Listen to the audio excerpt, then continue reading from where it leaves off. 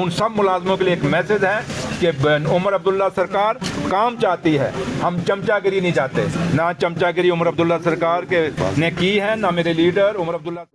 Number भरने लगा आपके जो ऑफिसर्स हैं उनको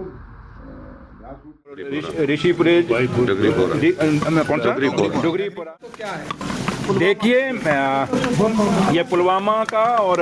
आज शोपियां का मेरा टूर है और कल मैं बडगाम और चड़ूरा और चरार शरीफ में गया था और आज इस इलाके में टूर है क्योंकि ऑनरेबल एमएलए जो हमारे हैं गुलाम मोहिउद्दीन मीर साहब और बाकी शौकत साहब और बाकी जितने हमारे एमएलए हैं उन्होंने अपना जितनी भी कोशिश की इस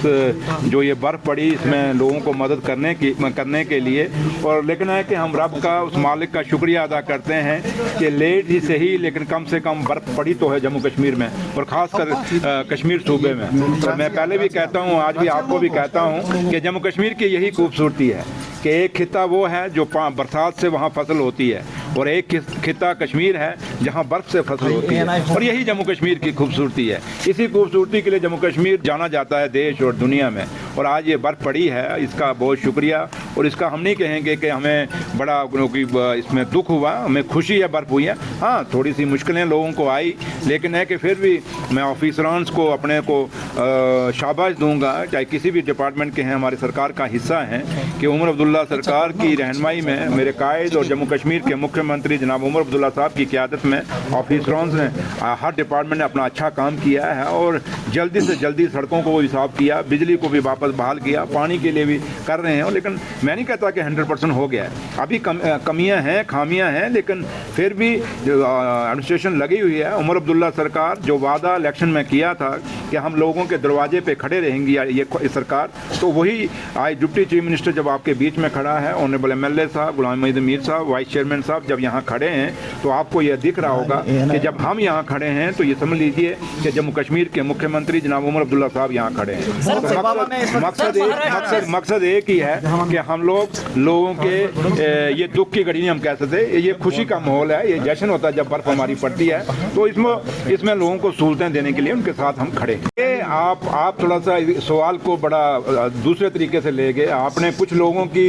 खामियों को छुपाने के लिए आपने एक सवाल को मोड़ तोड़ के भागा है। सवाल ये है कि 11 साल में जो ब्रिज अधूरे रह गए, जो सड़कें अधूरियाँ रह गई, वो पूरी क्यों नहीं हुई, वो कंप्लीट क्यों नहीं हुई? मुझे लगता है, मुझे कहना नहीं चाहिए, पीडीपी और बीजेपी इसकी जवाब देंगे। उनका अलायंस, जिस अलायंस ने ये पुल और सड़कें कंप्लीट करनी थी, ये बिल्डिंगें जो अधूरी खड़ी हैं जो कंप्लीट करनी थी, उन्होंने वो कंप्लीट नहीं की, बल्कि उल्टा ही हमसे जो जम्मू कश्मीर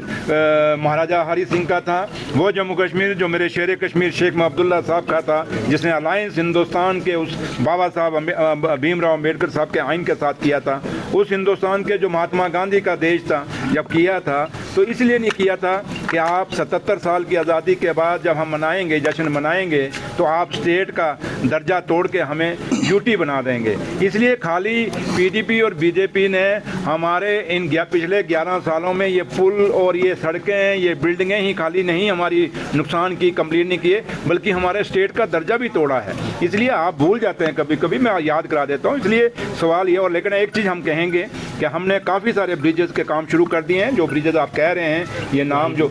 वाइबू ब्रिज और ऋषि ब्रिज, कौन सा डुगरीपुरा, ये सारों के टेंडर होने, एक के तो टेंडर हो गए हैं, दूसरों के टेंडर लग रहे हैं और जल्दी इनको हम कंप्लीट करेंगे। लेकिन ये दूसरे लोगों को कंप्लीट करने थे जो कहते हैं हमने जम्मू कश्मीर को बड़ा अच्छा माहौल दिया, खाक दिया, यही दिया कि टूटा फूटा वो जम्मू कश्मीर हमारे 2014 में उमर अब्दुल्ला साहब ने जब हुकूमत छोड़ी थी तो पीडीपी और बीजेपी को एक पूरा जम्मू कश्मीर का एक स्टेट का दर्जा, एक स्पेशल स्टेटस का दर्जा दिया था। और आज जब 2024 में हमने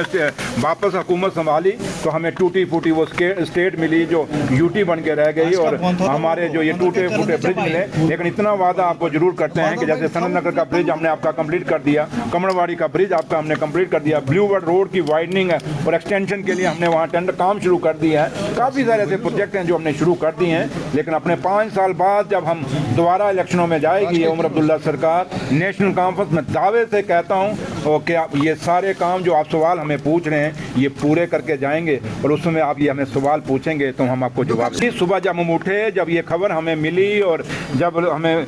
टीवियों में हमने सुना, ये खबर सुनी कि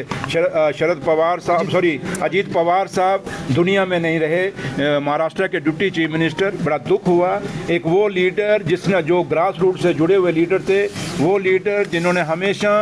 महाराष्ट्र की अपनी एक आवाज़ रखी उन दूर दराज के इलाकों से, और वो लीडर जो एक विजनरी लीडर थे, वो आज दुनिया में नहीं रहे। एक जहाज़ के हादसे में वो भी मारे गए, उनके साथ जो क्रू मेंबर थे 5 लोग और थे वो भी मारे गए। बड़ी दुखदाई है और बड़ी ऐसी घटना है जिस पे जितना भी हम शोक मनाएं उतना ही कम है। और आज सिर्फ हम यही दुआ करेंगे उस मेरे रब से, मेरे भगवान से, कि भगवान और रब, मेरा रब उनकी आत्मा को शांति दे, अपने चरणों में निवास दे, और परिवार को इतनी हिम्मत, इतना हौसला दे ताकि वो इस गम को भुला सकें और इस दुख की घड़ी से बाहर आ सकें। और जो उनके जो परिवार है उनका, जो उनके बच्चे हैं, अजीत पवार साहब के जो भी सपने अधूरे रह गए हैं वो सपने पूरे करेंगे, ये उम्मीद उनके परिवार से हम करें। देखिए, हमने कभी भी, हमें ये खुशी नहीं होती कि हम किसी मुलाजिम के खिलाफ काम लें।